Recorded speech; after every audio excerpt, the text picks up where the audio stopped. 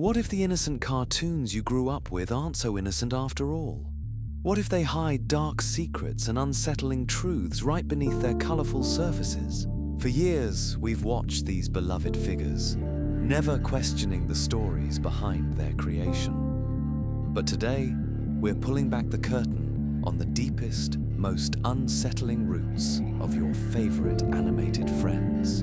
Get ready to have your childhood nostalgia flipped on its head as we dive into the hidden meanings, real-life inspirations, and shocking controversies that shaped characters you thought you knew. We're talking about everything from alleged prejudice to psychological disorders and even Cold War fears, all baked into the very cartoons that entertained us for decades. Let's start with those little blue forest dwellers, the Smurfs.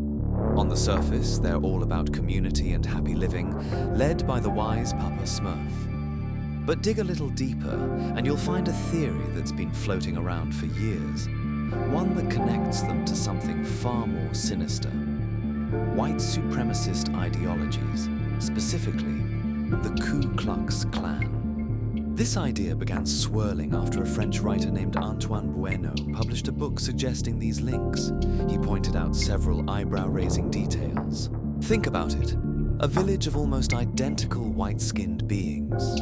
Yes, blue can be seen as a stand-in for white in this context, led by an all-powerful red-hatted papa, much like the Grand Wizard of the KKK. They live in a secluded, self-sufficient society, fiercely protective of their Smurfness, and often display hostility towards outsiders, especially their arch-nemesis, Gargamel. Gargamel, with his large nose and love for gold, has frequently been interpreted by some as a caricature of anti-Semitic stereotypes.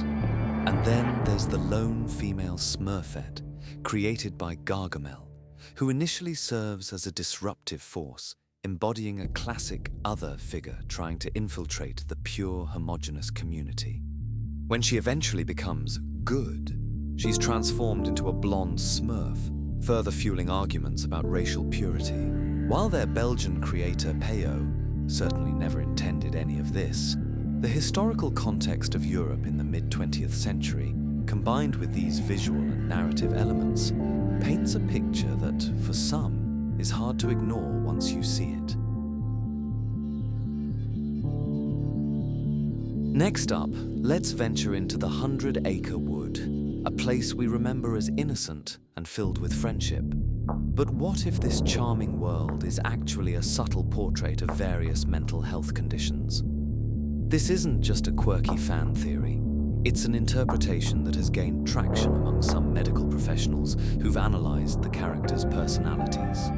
Winnie the Pooh himself, the lovable bear, has been described as exhibiting signs of an eating disorder, and possibly even attention deficit hyperactivity disorder, given his constant focus on honey and his easily distracted nature. Piglet, the timid little pig, is a textbook example of generalized anxiety disorder, constantly worrying and prone to panic. Eeyore, the perpetually gloomy donkey, represents clinical depression, with his constant negativity and feelings of hopelessness.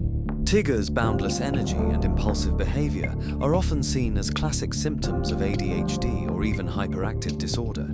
Owl, ever the know-it-all, could be interpreted as having narcissistic personality traits, while Rabbit's rigid routines and need for control point towards obsessive-compulsive disorder.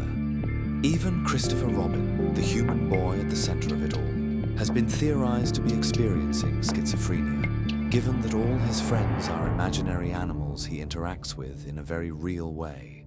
This perspective completely changes how you view those sweet stories, turning a tale of friendship into a profound, albeit unintentional, exploration of the human psyche's struggles. Now, let's talk about the most iconic cartoon character of all time, Mickey Mouse, the cheerful face of Disney, a symbol of joy and imagination. But Mickey's creator, Walt Disney, has been the subject of long-standing controversies, particularly allegations of anti-Semitism. While Disney's defenders vehemently deny these claims, and no definitive proof has ever surfaced of Walt himself being a virulent anti-Semite, the accusations stem from various sources. These include his associations with certain individuals known for anti-Semitic views, his testimony before the House Un-American Activities Committee, which some considered problematic, and criticisms from Jewish employees who felt marginalized within his studio.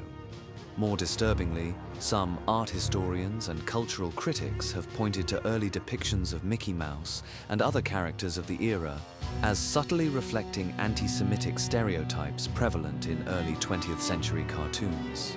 These subtle visual cues, like exaggerated features or mannerisms, were unfortunately common in media at the time, and some argue they found their way into Disney's early work, perhaps unconsciously reflecting societal biases. Whether intentional or not, the shadow of these allegations adds a surprisingly complex layer to the history of a character meant to embody pure innocence. It forces us to confront the uncomfortable idea that even our most cherished childhood icons might be tied to darker societal prejudices. Switching gears, let's head to Bedrock, the Stone Age home of the Flintstones. This show holds a special place in animation history as the first prime-time animated sitcom. But its origins are far less original than you might think, leading to a legal battle that shook Hanna-Barbera. The inspiration for the show didn't come from a flash of prehistoric genius, but from a very popular live-action sitcom of the 1950s, The Honeymooners. The similarities were so striking that Jackie Gleason, the star and co-creator of The Honeymooners, even considered suing Hanna-Barbera for plagiarism. Think about the core setup. Two blue-collar couples, one loud-mouthed, overweight husband with a long-suffering but sharp-witted wife, and their more mild-mannered best friends and neighbors. Even their jobs, their catchphrases, and their marital spats mirrored each other.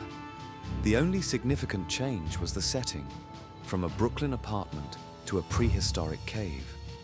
Gleason ultimately decided against a lawsuit, reportedly because he didn't want to be seen as the guy who yanked Fred Flintstone off the air, which would have been a public relations nightmare.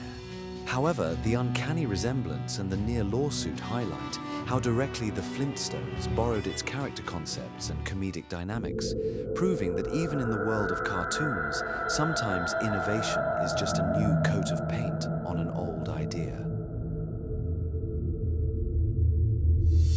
Finally, let's crawl into the sewers with everyone's favorite crime-fighting amphibians, the Teenage Mutant Ninja Turtles.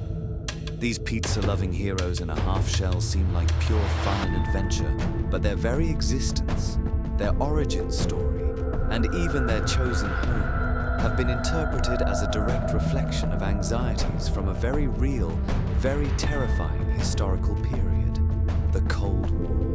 Remember, the turtles gained their powers after being exposed to a mysterious mutagen ooze. This concept of mutation and transformation due to an unknown toxic substance resonates strongly with the pervasive fear of nuclear war, radiation, and environmental contamination that gripped the world during the Cold War era. The idea that something unseen, a byproduct of scientific or military experiments, could fundamentally alter life was a huge part of the global consciousness. Furthermore, these heroes live in the shadows, literally under the city, fighting hidden evils. This mirrors the Cold War's atmosphere of covert operations, espionage, and the constant threat of a hidden enemy. The turtles, mutated and living in secrecy, represent a population forced to adapt to a world forever changed by human technological advancements and their dangerous consequences. They're not just fighting Shredder, they're, in a symbolic sense, battling the invisible scars left by the atomic age. These aren't just cartoons, they're cultural artifacts, shaped by the world around them, often in ways we never noticed. The next time you see these familiar faces, you might just see a little bit more than you did before. Which cartoon's true story shocked you the most? Let us know in the comments below. Thanks for watching, And don't forget to subscribe this channel.